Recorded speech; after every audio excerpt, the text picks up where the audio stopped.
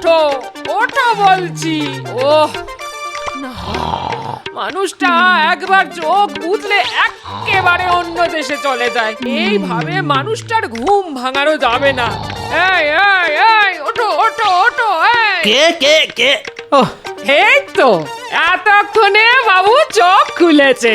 বলি কি গা, সংসারে কোনো তো গা নেই, খালি খাওয়ার ঘুম খাওয়ার ঘুম। ঘুম এই পৃথিবীর সব থেকে শান্তির জিনিস গো গিন্নি।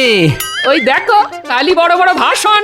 বলি একটু গা গত নাড়াও না গো, থলেটা নিয়ে বাজারের দিকে যাও, ঘরে যে কিছুই নেই গো। কি হবে গাগতর নাড়িয়ে? শোনো গিন্নি, একটা খরগোশ সারাদিন ছুটোছুটি করে কিন্তু বাঁচে মাত্র 15 বছর। আর একটা কচ্ছপ আমার মতন ধীর গতিতে চলাফেরা করে কিন্তু বাঁচে কম করে 300 বছর। এবার বলো, গা গতর নাড়িয়ে ছোটাছুটি করা ভালো না শুয়ে ঘুমোনো ভালো? এই এই এই বলি এসব ভাষণ অন্য কোথাও গিয়ে দিও। তুমি উঠবে না আমি তোমার গায়ে জল ঢেলে দেবো। কি গো, ওহ এই মানুষটাকে নিয়ে আর পারা গেল না।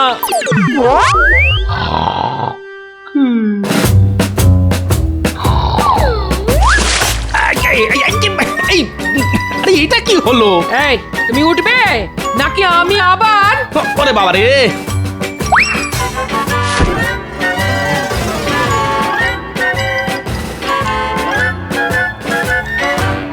ওহ, আর কতটা পথ! ঘুমে চোখ বুজে আসছে আমার, গায়ে বল পাচ্ছি না। ইচ্ছে করছে এই গাছের গোড়ায় বসে একটু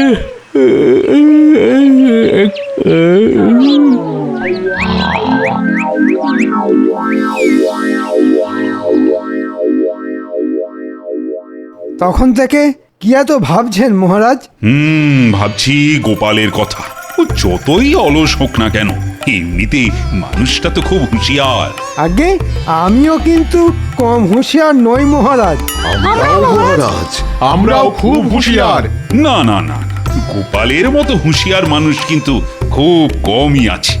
মহারাজ আমিও কিন্তু গোপালের থেকে কোনো অংশে কম যাই না।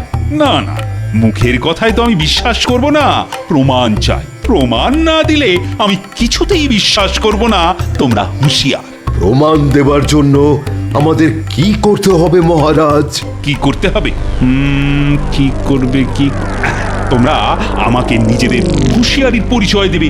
যার হুঁশিয়ারি দেখে আমার মনে হবে যে সে সত্যি সত্যি খুব হুঁশিয়ার মানুষ, আমি তাকে 200 মোহর পুরস্কার হিসেবে দেব। তবে ওই 200 মোহর আমার ঘরেই উঠবে। না না, ওই 200 মোহর আমার। না আমি সবচেয়ে বেশি হুঁশিয়ার। 200 মোহর আমার। না, না, না না আমি, না আমি। সবচেয়ে বেশি হুঁশিয়ার। আমি আরে ওই দেখ, ওটা গোপাল দাদু না? আরে তাই তো, চল তো গিয়ে দেখি। গোপাল দাদু, এখানে শুয়ে শুয়ে কি করছো? গোপাল দাদু! জব্বর ঘুম হলো। ও গোপাল দাদু, এখানে কেন ঘুমাচ্ছ গো? আর কি করব বল, তোদের দিদা আমাকে শান্তিতে ঘুমোতেই দেয় না, আর তাই তো এখানে। যাকে অনেক দেরি হয়ে গেছে রে, তাড়াতাড়ি পা চালিয়ে যাই। ওদিকে রাজসভা যে প্রায় শেষের মুখে।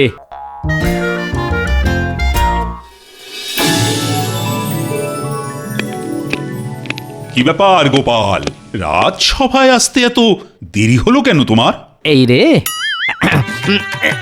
মানে ভাই, সব আমার চোখের দোষ মহারাজ। আমার এই চোখ দুটো বড্ড বেয়ারা, একবার বুঝলে কিছুতেই খুলতে চায় না। থাক, বসো বসো গোপাল। আজ রাজসভায় সবাই নিজেদের হুঁশিয়ারির প্রমাণ দেবে বলেছে, তোমাকেও কিন্তু নিজের হুঁশিয়ারির প্রমাণ দিতে হবে। গোপাল আর কি প্রমাণ দেবে মহারাজ? গোপাল তো সারাদিন খালি নাক ডেকে ঘুমোয় আর খায়। চেনা পুরোহিতের পইতে লাগে না মন্ত্রী মশাই। আমি চোখ কান বন্ধ রেখেই নিজের হুঁশিয়ারির পরিচয় দিতে পারি, আর আপনি সেটা চোখ কান খোলা রেখেও দিতে পারবেন না, এই বলে দিলাম। আমার খালি বড় বড় ভাষণ, আমিও ছেড়ে দেওয়ার পাত্র নই গোপাল। গোপাল বনাম মন্ত্রীর লড়াই যে জমে উঠেছে দেখছি। ঝামেলা নয়, ঝামেলা নয়। মন্ত্রী গোপাল, তোমরা দুজনেই শান্ত হয়ে বসো তো, আমি বিচার করব তোমাদের মধ্যে কে বেশি হুঁশিয়ার। তবে নিজের হুঁশিয়ারির পরীক্ষা দেওয়ার জন্য কি করতে হবে সেটাও বলে দিন মহারাজ। বলছি একটু আগেই গোপাল বলেছে যে সে চোখ কান বন্ধ রেখেই নিজের হুঁশিয়ারির পরিচয় দিতে পারে। গোপালের হাতে মাত্র একদিন সময়, আগামীকাল গোপালকে তার এই কথার প্রমাণ দিতে হবে। গোপাল যদি সবার সামনে তার কথার প্রমাণ দিতে পারে তাহলে আমি গোপালকে পুরস্কার বাবদ 200 মোহর দেব। এই গোপাল রাজি তো? আগে এক পায়ে রাজি মহারাজ। আর যদি গোপাল হেরে যায় তাহলে ওই 200 মোহর পাবে মন্ত্রী, আর আগামী মাস থেকে গোপালের বেতনও হয়ে যাবে অর্ধেক। এবার তুমি কোথায় পালাও দেখবো গোপাল। এই রে, তর্কের বসে তো মুখ ফুটে বলে দিলাম যে আমি চোখ কান বন্ধ রেখেই নিজের হুঁশিয়ারির পরিচয় দিতে পারি, কিন্তু এবার সেটা প্রমাণ করব কিভাবে? আর প্রমাণ করতে না পারলে যে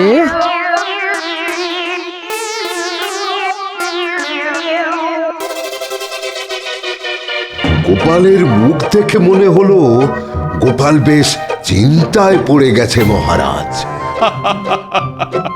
পড়বেই তো, গোপালের মুখ থেকে এমন একটা কথা বেরিয়েছে যে সেটা প্রমাণ করা অসম্ভব। ঠিক বলেছেন মহারাজ, যে কাজ চোখ কান বন্ধ রেখে করা যায় সে কাজ চোখ কান খুলে রেখেও করা যায়। গোপালের নিজের হুঁশিয়ারির ওপর অনেক অহংকার মহারাজ। এবার আমি গোপালের অহংকার একেবারে মগ ডালে তুলে দেব। থাক, তোমার দৌড় কতটা সেটা আমার জানা আছে মন্ত্রী। তোমাকে একা কিচ্ছু করতে হবে না, যা করবে তোমরা সবাই মিলে করবে। আমরা সবাই? হ্যাঁ, এবার যে করেই হোক গোপালকে হারাতেই হবে। তোমরা সবাই আজ থেকেই গোপালের পিছনে পড়ে যাও। গোপালকে চোখে চোখে রাখতে হবে। গোপাল কি করছে, কোথায় যাচ্ছে, সব খবর আমার চাই। এবার আমি গোপালকে আচ্ছা জব্দ করব।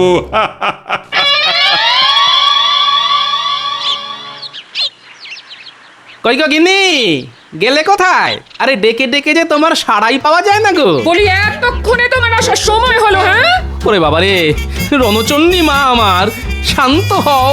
এতক্ষণ কোথায় ছিলে শুনি?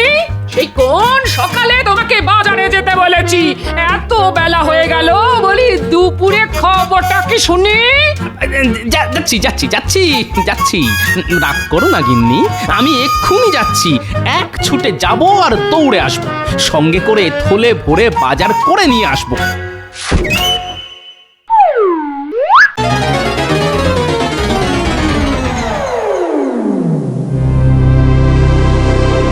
কি বুঝলেন জ্যোতিষী মশাই? বুঝলাম, গোপাল আর কাউকে ভয় পাক না পাক, নিজের গিন্নিকে কিন্তু জমের মতো ভয় পায়। হ্যাঁ, কি বলো? ঠিক বলেছেন।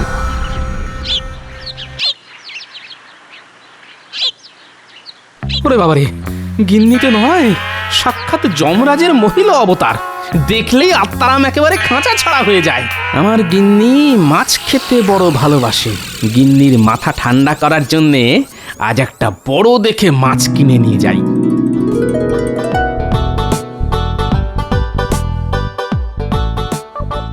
দাও তো ভাই, তোমার দোকানের সবচেয়ে বড় মাছটা তাড়াতাড়ি দাও দেখি।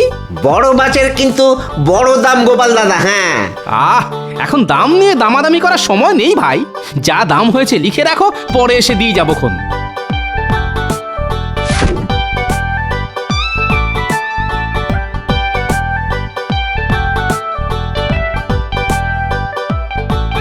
মাছ তো কেনা হলো, এবার একটু মশলাপাতি কিনে সোজা বাড়ি।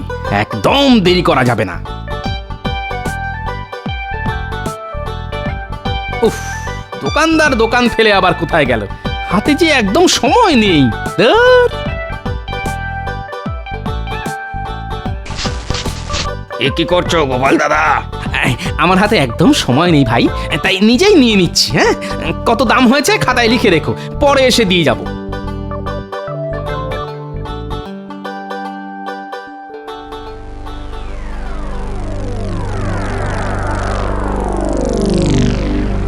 কি ব্যাপার, আমার উপর নজর রাখা হচ্ছে? বুঝেছি। গোপাল ছুটে পালাচ্ছে, তাড়াতাড়ি চল, তাড়াতাড়ি চল, তাড়াতাড়ি চল।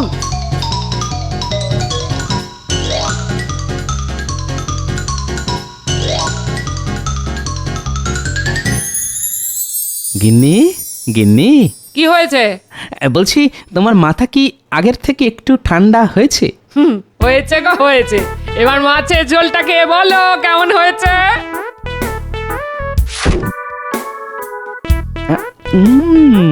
আহ, অমৃত, মনে হচ্ছে যেন অমৃত খাচ্ছি। এবার তুমিও খেতে বসো গিন্নি, বেলা হয়েছে তো। দাঁড়াও গো দাঁড়াও, স্নান সেরে আগে ঠাকুরের পুজোটা সেরে নি, তারপর খাবো। বেশ, তবে আমি খাওয়া শুরু করলাম।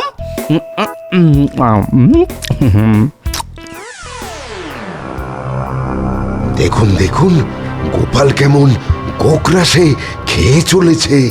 আমার মনে হয় গোপাল ওই নিজের হুঁশিয়ারির প্রমাণ দেওয়ার জন্য রাস্তা খুঁজে পেয়েছে। হ্যাঁ, রাস্তাটা খুঁজে পেয়েছে। শুধু গোপাল খুঁজে পেলেই হবে না, আমাদেরও জানতে হবে গোপালের পেটে পেটে কি আছে। তারপর আমাদের গোপালের পরিকল্পনার উপর জল ঢেলে দিতে হবে, যাতে গোপাল নিজের হুঁশিয়ারির পরিচয় দিতে না পারে। মনে হচ্ছে আমার পিছু নিতে নিতে সবাই এখানেও পৌঁছে গেছে দেখছি। এ নিশ্চয়ই মহারাজের বুদ্ধি আমাকে বিপদে ফেলার জন্যে। দাঁড়া, এবার দেখাচ্ছি মজা। জব্বর খাওয়া হয়েছে, এবার একটু জিরিয়ে নি। আমার আবার খাওয়ার পর ঘুম না হলে মাথা খুলতে চায় না, আর আমার মাথা না খুললে 200 মোহরের সঙ্গে সঙ্গে আমার বেতনও অর্ধেক হয়ে যাবে। সেটা আমি কিছুতেই হতে দেব না। শুনলেন মন্ত্রী মশাই, এবার গোপাল নিশ্চয়ই কিছু না কিছু একটা করবেই করবে।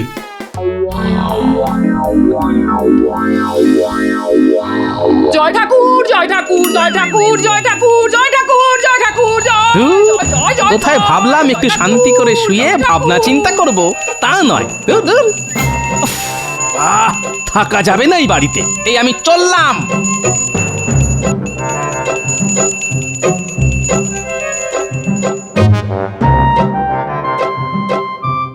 ও গোপাল দাদু, চলো না খেলতে যাই। দাঁড়া দাঁড়া, এখন খেলার সময় নয়, আমাকে এখন একটু ভাবনা চিন্তা করতে হবে। কি নিয়ে ভাবনা চিন্তা করবে গোপাল দাদু? আছে আছে, দাঁড়া, এবার দেখাচ্ছি মজা। শুনেছি দেওয়ালেরও কান থাকে, তাই জোরে জোরে বলা যাবে না। কাছে আয়, আমি তোদের কানে কানে বলছি। যা তো, তোরা এক্ষুনি একবার গঙ্গার ধারে যা। আমি যেমন যেমনটা বললাম তেমনটাই করবি কিন্তু। শুনলেন, গোপাল নিশ্চয়ই কোনো রাস্তা খুঁজে পেয়েছে। চলুন আমরাও গঙ্গার ধারে গিয়ে দেখে আসি।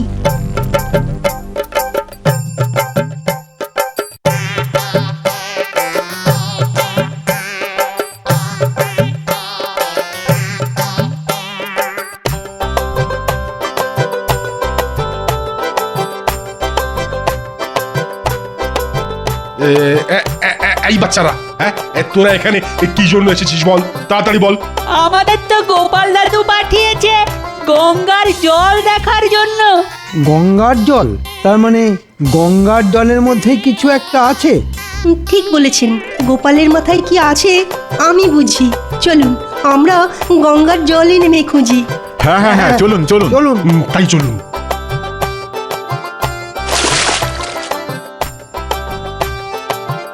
গোপাল দাদু যা যা বলেছিল সেই মতো কাজ হয়ে গেছে। চল খবরটা গোপাল দাদুকে দিয়ে আসি।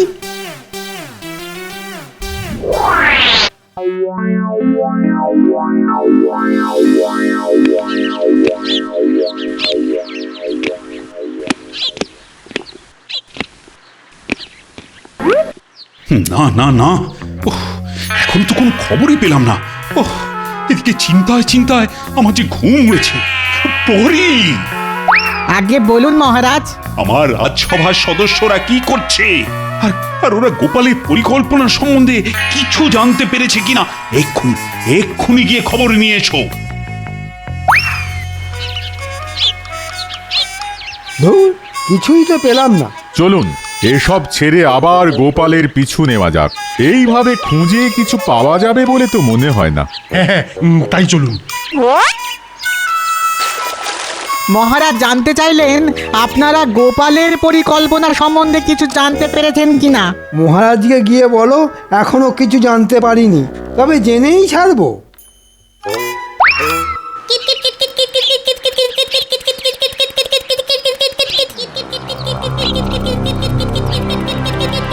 নাও গোপাল দাদু, এবার তোমার পালা। ন্যাপলা, গুলটে, এই গাছের মগ ডালে ওই জিনিসটা আছে তো? আছে গোপাল দাদু। হ্যাঁ, আমি নিজের চোখে দেখেছি। তাহলে আর এখানে দাঁড়ানো ঠিক হবে না, চল অন্য কোথাও গিয়ে খেলা করি। কাল ঠিক সময় এসে ওটা গাছ থেকে পেড়ে নিয়ে যাব।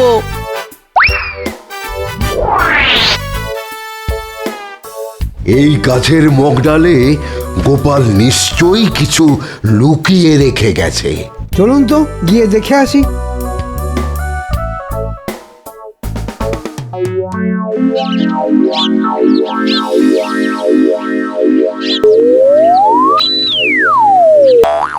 দাঁড়ান মন্ত্রী মশাই, এভাবে হবে না।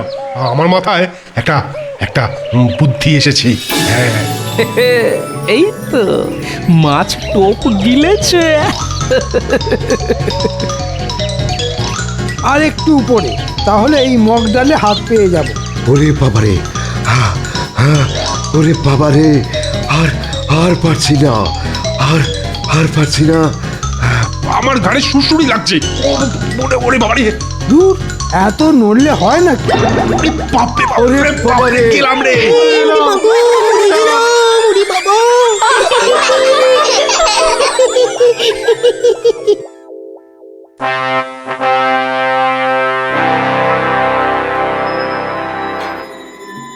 ছি ছি ছি ছি, তোমরা এতজন মিলেও গোপালের পরিকল্পনাটা কি সেটা উদ্ধার করতে পারলে না। আর বলবেন না মহারাজ, কত করে খুঁজলাম, খুঁজতে খুঁজতে হাত পা সব ভেঙে দু টুকরো হয়ে গেল, তাও কিছুই জানতে পারলাম না।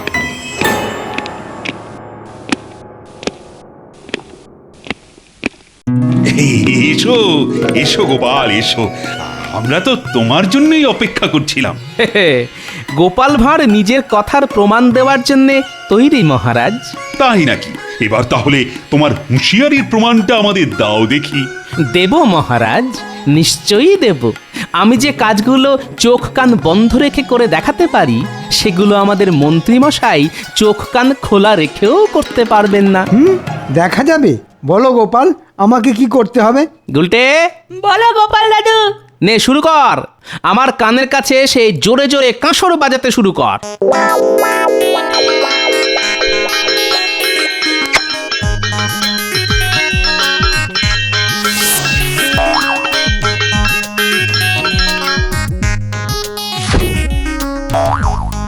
মন্ত্রী মশাই, আমি যে কাজটা কান বন্ধ করে দেখালাম, এবার সেটাই আপনি কান খুলে করে দেখান দেখি।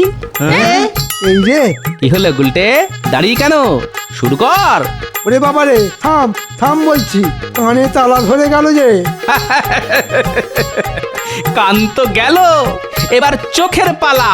মুটি, এই নাও গোপাল দাদু।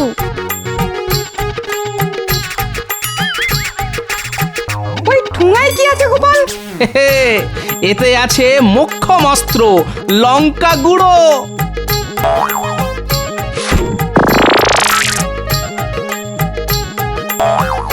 মন্ত্রী মশাই, এবার যে আপনার পালা। আমি যে কাজটা চোখ বন্ধ রেখে করে দেখালাম, সেটাই আপনাকে এবার চোখ খুলে করে দেখাতে হবে যে। ওরে বাবা, পাগল নাকি? আমি হার স্বীকার করছি মহারাজ, গোপালের হুঁশিয়ারির সঙ্গে আমি পেরে উঠবো না। এমনিতেই কানে তালা লেগে গেছে, তার উপর চোখ দুটো চলে গেলে সারা জীবন ভিক্ষে করে খেতে হবে। না না, আমি নেই। ওরে বাবারে, আমি নেই। সাবাস সাবাস গোপাল, সাবাস। এই না হলে গোপাল ভাঁড়, পুরো বুদ্ধির ভান্ডার। ঘাট হয়েছে আমার। তোমার হুঁশিয়ারির পরীক্ষা দেওয়ার কোনো মানেই হয় না। আরে সাগরের জল কি আর বালতি দিয়ে মাপা যায়? হ্যাঁ, আগে তাহলে দেখলেন তো মহারাজ, গোপাল ভাঁড়ের সঙ্গে শুধু মন্ত্রী নয়, রাজসভার সবাইও কেমন হেরে গেল। হ্যাঁ নয়, হ্যাঁ, আমি খুব ভালো করে বুঝেছিলাম যে আপনারা আমার পিছু নিয়েছেন, তাই তো সামান্য শিক্ষা দিলাম আপনাদের। আর আমি এটাও জানি যে কার বুদ্ধিতে আপনারা আমার পিছনে জোকের মতন পড়েছিলেন, তাকে খুব সম্মান করি কিনা, তাই তাকে কিছু বললাম না, এইবারের মতন ছেড়ে দিলাম। মানে না, মানে ছাড়ো তো সব কথা। তুমি হলে আমার রাজসভার সব থেকে হুঁশিয়ার মানুষ, তাই না? এই নাও গোপাল, তোমার পুরস্কার 200 মোহর। ধন্যবাদ মহারাজ। তবে একটা কথা বলি, চোখ কান খোলা রেখেছিলাম বলেই এই হুঁশিয়ারির পরীক্ষায় আমি জিতে গেছি। চল, এই 200 মোহর নিয়ে আমরা বাজারে গিয়ে পেট ভরে অনেক অনেক